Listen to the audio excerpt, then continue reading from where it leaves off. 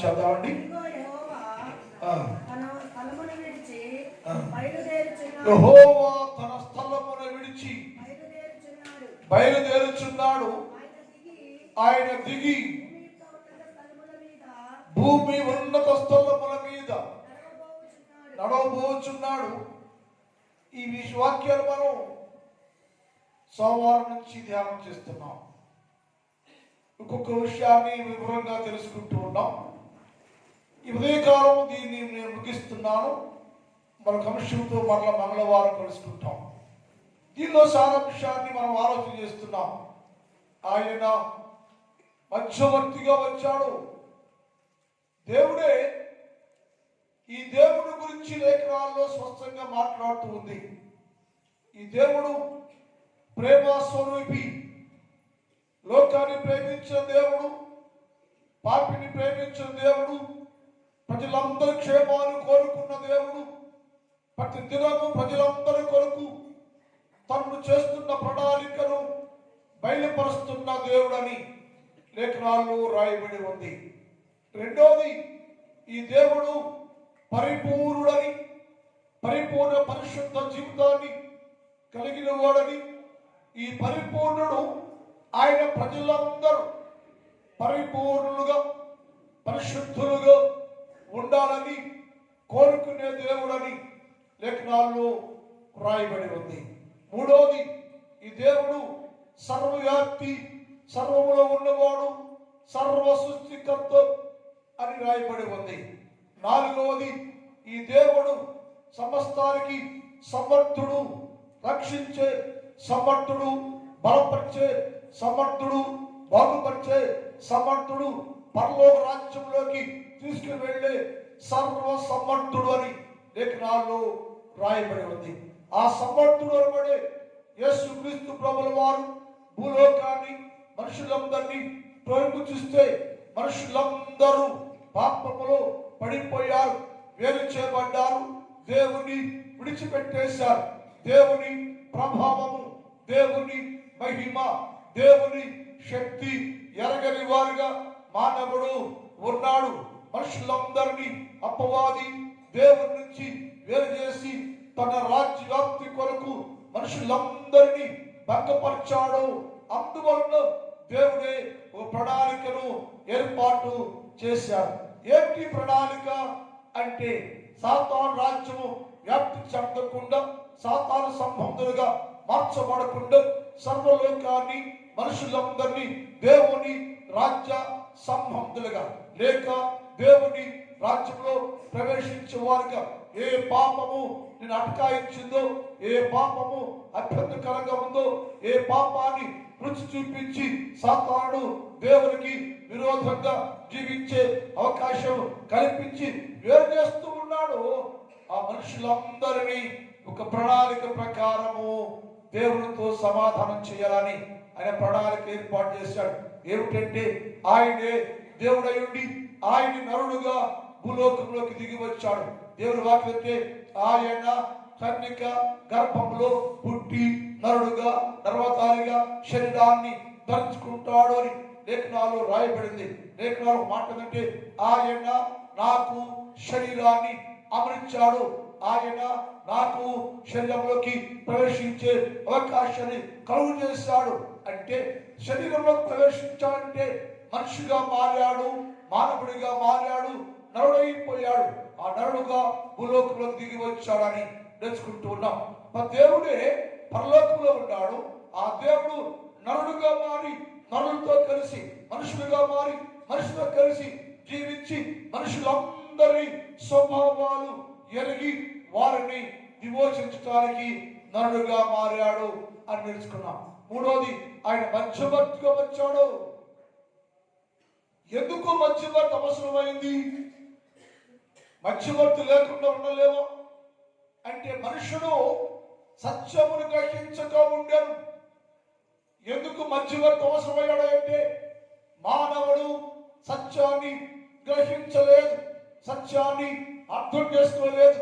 మనుషుడికి సత్యం అంటే ఏమిటి అర్థం కాకుండా ఉన్నాడు. ఆయన వచ్చి ఏం చేశాడు అంటే, సత్యాన్ని ప్రకటన చేశాడు. ఈ మధ్యవర్తి యేసుక్రీస్తు ప్రభుల వారు నరుడుగా నరవతారిగా భూలోకంలో జన్మించి జీవించి ఏం చేశారంటే నీకు సత్య మార్గమును ప్రకటన చేశాను. నేనే సత్యాన్ని. మీరు ఎందుకు గ్రహించడం లేదయ్యా? సత్యము నేనైతే మీరు నా ప్రజలైతే ఎందుకు నిలగని వారుగా ఉన్నారు? ఎంతకాలము సత్యమును గ్రహించగా సత్యమే లేక సత్యాన్ని అర్థం చేసుకోకుండా జీవిస్తూ ఉంటారని ఆయన సత్యమును గ్రహించండి, సత్యాన్ని తెలుసుకోండి. నేనే సత్యము, మీ కొరకే నేను పరమను విడిచి భూమికి నరుడుగా వచ్చాను. ఎందుకంటే భూమి నుండి తీయబడ్డ మనుషుడు సత్యము అనేది ఎరగక అసత్యాన్ని ప్రేమించే వాడుగా అసత్య మార్గంలో సాగిపోతున్న సర్వ మానవాళికి సత్య సువార్తను ఆయన ప్రకటించను.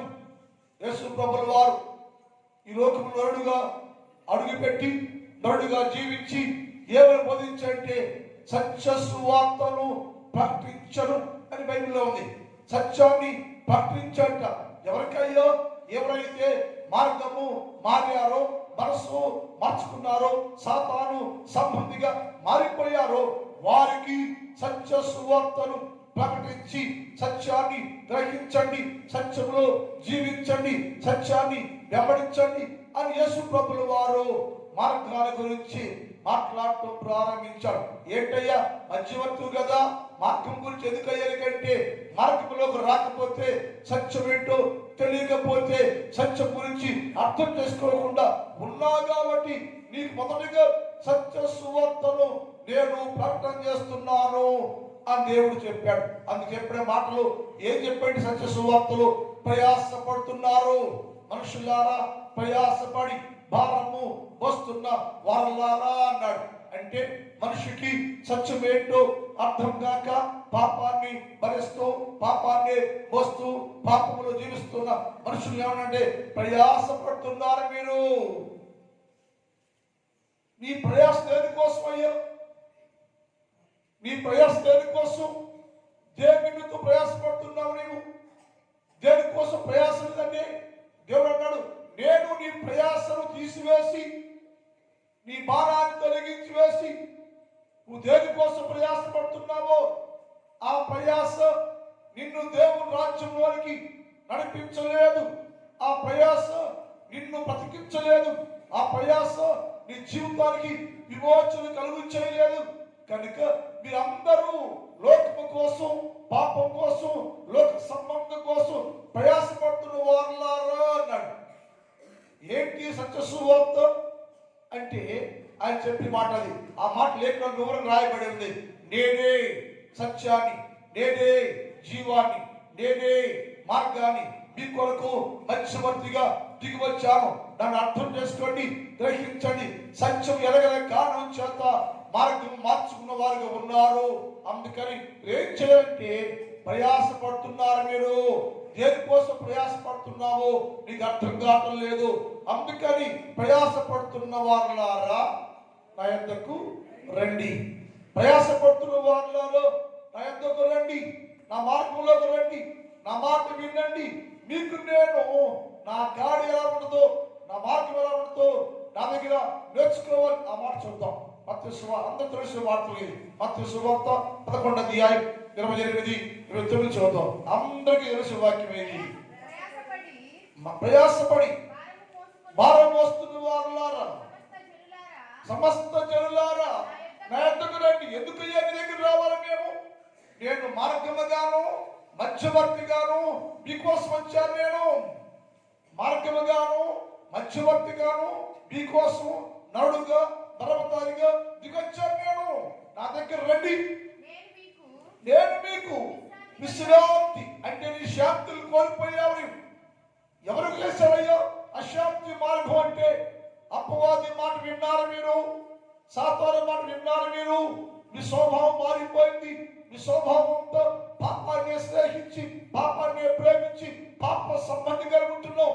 ఎప్పుడు నుంచి అంటే ఫ్రమ్ ది బిగినింగ్ నుంచి నేటి వరకు క్రైస్తవుడో యూదుడో అన్యుడో అంటే యూదులు మొదటిగా దేవుని బిడ్డలు, దేవుని సేవించేవారు ఈనాటి వరకు దేవునితోనే ఉంటున్నాం, దేవునితోనే ఉంటున్నాం, క్రైస్తవులుగా ఉంటున్నాం, వాక్యాలు వింటున్నాం.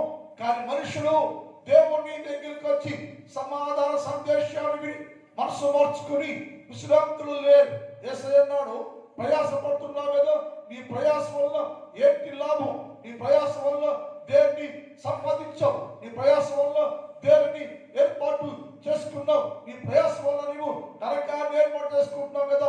అనగా నా దేవుని చిత్తానికి వేరుగా నీవు జీవించి నీవు పాపములో జీవిస్తున్నావయ్యా. అందుకని ప్రయాసపడుతున్న మనుషులారా మీరందరూ నా యొద్దకు రండి.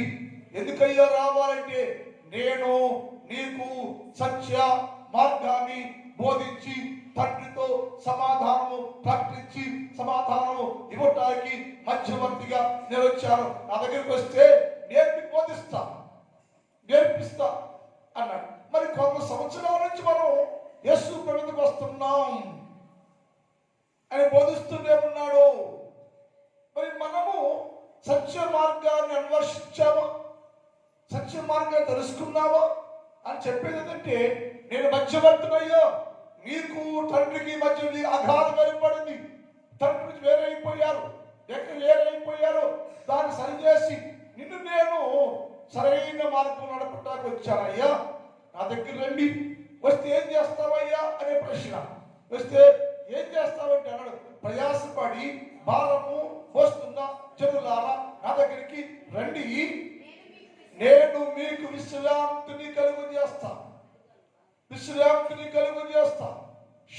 కలుగు చేస్తా. అలసిపోయారు మీరు, శాంతిని కోల్పోయారు మీరు. నా తండ్రికి దూరం అయిపోవటం వలన, నా తండ్రికి నీకు సరైన సంబంధం లేనందువలన, నా తండ్రికి నీకు సరైన అవగాహన లేని కారణం చేత మీరందరూ అశాంతిలో ఉన్నారు. ఏంటయ్యా నేను శాంతిగా లేవా అంటే, మనుషుడు జీవించే ఉన్నాడు కానీ శాంతిని కోల్పోయాడు, సమాధానం కోల్పోయాడు, నెమ్మది కోల్పోయాడు. కారణం ఏంటంటే సత్య మార్గాన్ని ఎరగలేక నీ కొరకే దిగి వచ్చిన యేసుక్రీస్తు ప్రభుని తండ్రిగా దేవునిగా గుర్తించలేక నీవు నామకార్థంగా ఆచారంగా యేసుక్రీస్తు ప్రభుని అనుసరిస్తున్న కారణం చేత నీ జీవితంలో అశాంతి ఉంది. శాంతి లేదు, సమాధానం లేదు, నెమ్మది లేదు. నెమ్మది ఉన్నట్టు ఉంటున్నావు కానీ అంత ఆందోళనకరంగా జీవిస్తున్నావు. అందుకు కారణం ఏంటంటే యేసు ప్రభు అనే రక్షకుడు లేక, యేసు ప్రభు అనే విమోచకుడు లేక, యేసుక్రీస్తు ప్రభు అనే మధ్యవర్తి నేను వచ్చినా కానీ గ్రహించలేకుండా ఉన్నావు. ఏసంటే నా ఎద్దకు రండి, నేను మీకు విశ్రాంతిని కలుగు చేస్తా. తర్వాత నేను సాత్వికుడను. మీరు ఏం చెబుతున్నారంటే మీరు ఎందుకు తిరుగుబాటు చేస్తున్నారయ్యో? నేను సాత్వికుడికి వచ్చాను, నేను దేవుణ్ణే, పరలోకం ఉండొచ్చు, నేను అక్కడికి వచ్చినే ఆగ్రహించవచ్చు నేను. కానీ మీ స్వభావాలు గ్రహించి, మీ మనసును గ్రహించి మీరు ఒకటిగా వచ్చి నేను సాత్వికుడిగా, సమాధానకర్తగా, విధేయుడిగా దిగొచ్చాను.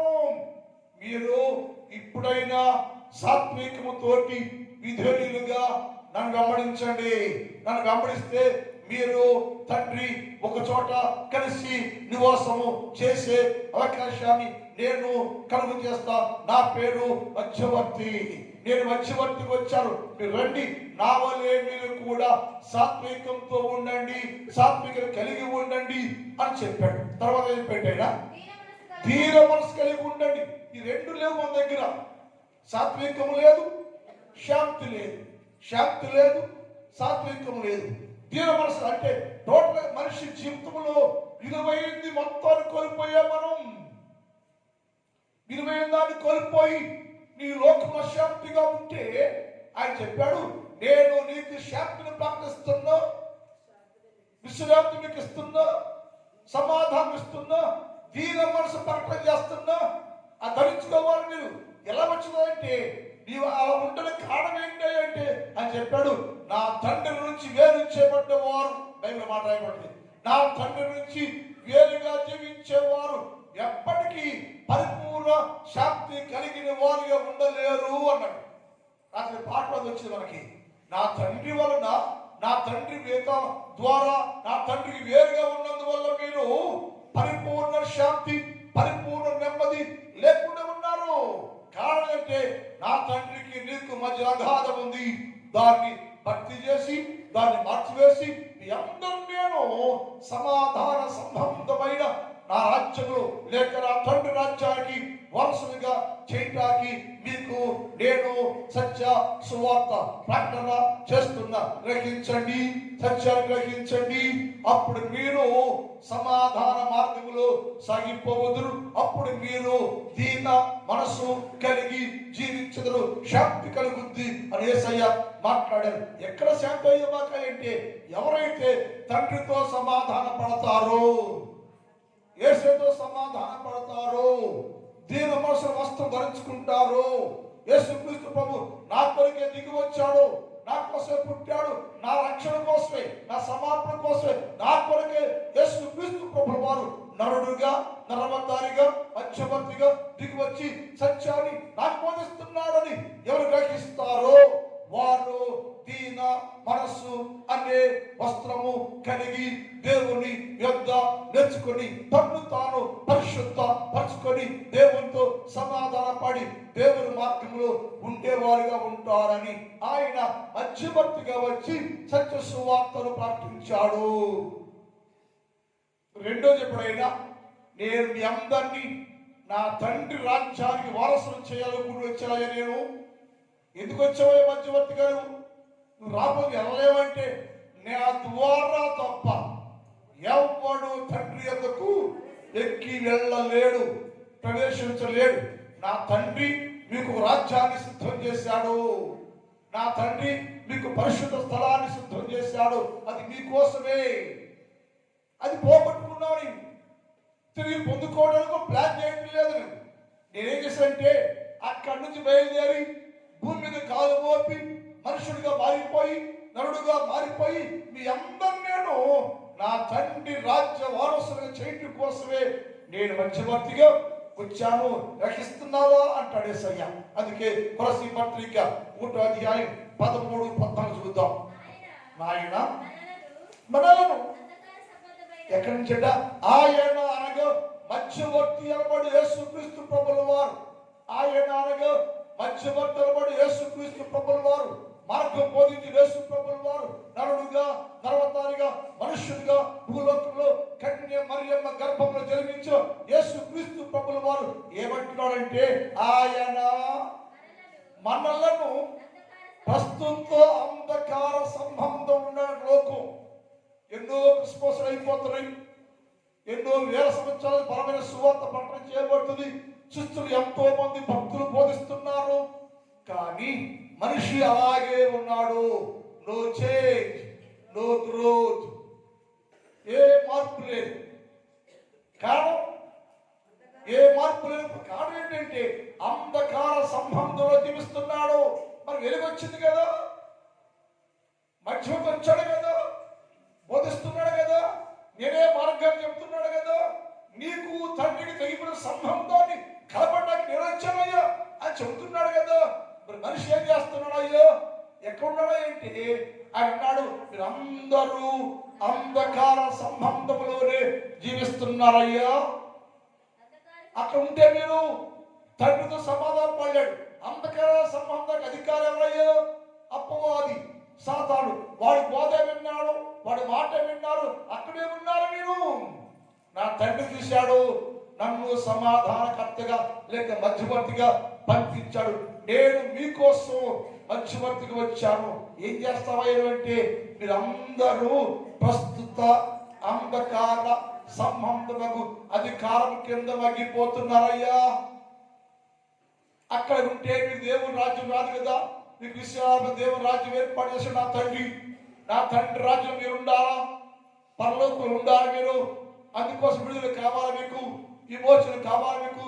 విడుదల విమోచన ఇచ్చే వారు భూలోకంలో ఎవరు లేరు, నేనే మీ అందరు విమోచించి విడిపించి తండ్రి రాజ్యం, తండ్రితో సమాధానపరిచి, తండ్రితో ఐక్యపరిచి, నీకు తండ్రి కూడా అసమాధానం సంధి చేసి మార్గం చేసి నిన్ను తండ్రి రాజ్యంలో ప్రవేశింపచేయడానికి నేను వచ్చా, మధ్యవర్తిగా వచ్చా. నేను ఆయనతో మాట్లాడుతున్నా, నీతో కూడా మాట్లాడుతున్నా. ఆయన రిక్వెస్ట్ చేస్తా, తండ్రి వీరి కోసం ఇంకా వేచి ఉండయ్యో, నీ కృత పాత్ర కుమరించొద్దయ్యో చెప్తున్నా. నేను మీతో కూడా మాట్లాడుతున్నా. అంధకారంలో ఉన్న మనుషులారా, ఇప్పుడైనా నా వైపు చూడండి, ఇప్పుడైనా నా యొద్దకు రండి, ఇప్పుడైనా నా దగ్గర నేర్చుకోండి, ఇప్పుడైనా నా దగ్గర నా మనసు ధరించుకోండి. అప్పుడు మీరు తండ్రి అంటే విలువేంటో, తండ్రి మహిమేంటో, తండ్రి స్థానం ఏంటో, తండ్రి రాజ్యం ఏంటో మీకు అర్థమవుతుంది. అది అర్థం కాక మనుషులు భూలోకంలో ఇంకా పాపిగానే ఉన్నాడు. ఎక్కడ అంటే ప్రస్తుత అంధకార సంబంధకు అధికారులు మనుషులు నగ్గిపోతూ ఉన్నాడు. ఆయన అన్నాడు, అంధకార సంబంధకు అధికారములో నుంచి విడుదల చేస్తున్నా వచ్చాయి. నేను విడుదల రాకపోతే అక్కడ రాలేను. విడుదల రాకపోతే తండ్రి ఐక్యత లేదు నీకు. విడుదల రాకపోతే కోల్పోయిన సమాధానం పొందలేవు. విడుదల చేయడం వచ్చాడు మధ్యవర్తిగా. మధ్యవర్తి సాతాను కట్టేశాడు, బంధించాడు. తండ్రిని కోసం చూస్తూ ఉన్నాడు. నేను మధ్యవర్తికి వచ్చాను. నేను నా పని ఏంటంటే నిన్ను విడిపించడమే. నా పని ఏంటంటే నీకు విడుదల ప్రకటించడమే, విడుదల చేయడమే నా పని. అందుకే వచ్చాను నేను, అందుకే పుట్టాను నేను, అందుకే మధ్యవర్తిగా భూలోకంలో అడిగి పెట్టాను నేను, నడుగా వచ్చాను నేను. నీ కోసం విడుదల కావాలి, నీకు విడిపించబడాలి నువ్వు అని చెప్తుంటే మనుషులు విడుదల కోరుకున్న ఎవరు అన్నాడు. అక్కడి నుంచి విడిపించబడాలి. ప్రస్తుత అంధకార సంబంధంలో నుంచి నీవు విడుదల పడాలి. విడిపించడానికి వచ్చాను. విడిపించి ఏం చేస్తావయ్యా, ఎందుకు ఏం చేస్తావయ్యా అని ప్రశ్న అడిగారు. కొలసి పట్టణస్థులు పౌరుని అడిగారు, నువ్వు వచ్చి సువార్త ప్రకటన చేస్తున్నావయ్యా, యేసు రాజ్యం ఉందని చెబుతున్నావయ్యా, ఆ రాజ్యంలో ప్రవేశించాలని చెబుతున్నావయ్యా, ప్రవేశిస్తే ఏంటయ్యా మాకు లాభం అని వారు మాట్లాడారు. పౌలు అన్నాడు, మీరందరూ దేవుని సత్యను మార్గములు ఎరగని వారిగా ఉన్నారు, అందువలన మీకు అర్థం కావట్లేదు, అందువల్ల మీరందరూ అంధకార సంబంధంలో ఉన్నందువల్ల సత్యమును గ్రహించలేకపోతున్నారు. ఇప్పుడు చెబుతున్నారు అండి, యేసు ప్రభువు మీ అందరూ విడిపించి తాను ప్రేమించిన రాజ్యం ఉందయ్యా. తాను ప్రేమించి తండ్రి ఉన్నాడు. ఆయన లోకాన్ని, పాపిని, బంధించబడిన వారిని, అంధకారం ఉన్న వారిని అందరినీ ప్రేమించే ఒక రాజు ఉన్నాడయ్యా. ఆయన నేనే మధ్యవర్తిని, దేవుడను, నరుడను, సమస్తానికి ఒకడే దేవుడు అనబడి నేను మధ్యవర్తి. నేను కొత్త నిబంధన మధ్యవర్తి. నేను కొత్త నిబంధన నెరవేర్చే వాడు. నేను కొత్త నిబంధన మధ్యవర్తి వచ్చాను. నేను ఆ మాట చూద్దాం. ఎబ్రీ పత్రిక 7:25 చూద్దాం. ఎబ్రీ 7:25 మళ్ళీ అనుకుందాం. ఎబ్రీ 7:25. ఈయన ఎవరైనా మధ్యవర్తనే యేసు క్రీస్తు ప్రభుల వారు. ఆయన ద్వారా దేవుని యొద్దకు వచ్చేవారు తక్షణమున విజ్ఞాపన చేసి నిరంతరము జీవింపజేస్తూ ఉన్నాడు. కనుక ఆయనని సంపూర్ణముగా నిన్ను సంపూర్ణంగా రక్షించి దేవుని రాజ్యంలో ప్రవేశించడానికి కొత్త నిబంధన వ్యక్తిగా మధ్యవర్తిగా నేను వచ్చా. నా పేరు కొత్త నిబంధన మధ్యవర్తి. చాలాసేపు ఉండాలి ఇక్కడ మన వాక్యంలో, టైం అయిపోతుంది. నేను కొత్త నిబంధన మధ్యవర్తి. నేను పాత నిబంధన మధ్యవర్తిని కాదు. ఈ కొత్త నిబంధన మధ్యవర్తి వచ్చాను నేను. ఎందుకంటే నిన్ను దేవుని దగ్గర కావాలి. ఎక్కడ పాడైపోయామో, ఎక్కడ వేరైపోయామో నిన్ను తీసుకెళ్ళి ఆయన చేతులు పెట్టే బాధ్యత నాది. అందుకే నేను కొత్త నిబంధన మధ్యవర్తిగా వచ్చిన నేను విజ్ఞాపన చేస్తున్నా, విమోచన చేస్తున్నా, విడుదల కట్టు చేస్తున్నా. మీ పక్షంగా నా తండ్రితో మాట్లాడుతున్నా. ఏమంటే ప్రస్తుత అంధకార సంబంధకు అధికారంలో నుంచి మిమ్మల్ని అందరినీ విడుదల చేసి తాను ప్రేమించిన తన కుమారుని యొక్క రాజ్య నివాసం చేయటానికి నా దేవుడు తప్పుడా. మనందరికీ ఒక రాజ్యం ఉంది. ఆ రాజ్యంలో మనందరూ ఉండాలని యేసుక్రీస్తు ప్రభుల వారు మనిషిగా మారి మధ్యవర్తిగా మారి నీకోసం దిగివచ్చి మీరు చూస్తూ ఉంటే, ఇంకా బందీకాలంలో ఉంటే, బందీగా ఉంటే, బంధకాల్లో ఉంటే విడిపించి ఎందుకు విడిపిస్తావా అంటే అన్నాడు, తాను ప్రేమించిన తన కుమారుని యొక్క రాజ్యములో నీవు ఉండాలని, తండ్రి రాజ్యంలో నువ్వు ఉండాలని, యేసే రాజ్యంలో ఉండాలని. ఈ కృష్ణ ధ్యానాలు ఎందుకంటే 30 రోజులు కూర్చుని వాక్యం కారణం ఏంటంటే ఈ 30 రోజులు ఏం గ్రహించంటే యేసయ్య దేవుడు, ఆయన మానవుడిగా మారాడు, మధ్యవర్తిగా వచ్చాడు. ఎందుకు వచ్చావంటే నా కోసమే బంధించబడి అంధకారంలో జీవిస్తూ నన్ను విడిపించి ఆయన రాజ్య వారసులు చేయడం కోసం వచ్చాడని నువ్వు గ్రహించుకోవడం కోసమే, అర్థం చేసుకోవడం కోసమే ఈ క్రిస్మస్ ధ్యానాలు. అయ్యా సంవత్సరం 100 ఏళ్ళ నుంచి 20 రోజులు వింటావా మారుతావంటే ఎప్పుడు మారపదు నీ కర్మది. మారుతాననేసి ఉద్దేశం ఇట్లాగే ఉంటా నేను మారను అనుకునే నీ కర్మ. నీ కర్మ తీసేసుకుని మంచి వ్యక్తిగా మారాలంటే ఈ కుడికి గ్రహించాను.